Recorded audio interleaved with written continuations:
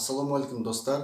Біздер әрбіреуіміз күнделік жасамыз. Күнделікті өзіміздің арман мақсаттарымызды күнделіктің бетіне түсіріп отырамыз. Және сол түсіргенге біздер 100% сенбейміз. Неге? Себебі біз өзіміз жазып, өзіміз сенбегендіктен. Негізінде достар, білсеңіздер, ол күнделіктің бетіне Алла тағала біз арқылы түсіріп жатыр. Сол Алла тағаланың тарапынан болып жатыр деп бұйыртса, бұл нәрсе болады. Мен әлбетте оған сенемін деп, және оған жұмыстанатын болсақ, әлбетте армандарымыз орындалады. Сіздерге айтып кететін, менің әйелімнің күнделік бетіне түсірген арманы болатын. Ол Дубайға ерімен бірге бару.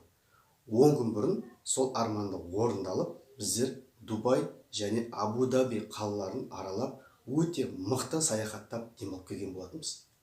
Сол үшін достар, өздеріңіздің пікірлеріңізді қалдырып кетіңіз. Арман қаншалықты орындалады, қаншалықты сену керек, сенбеу керек. Біздің өздеріңіздің пікірлеріңізді қалдырып кетсеңіздер, достар.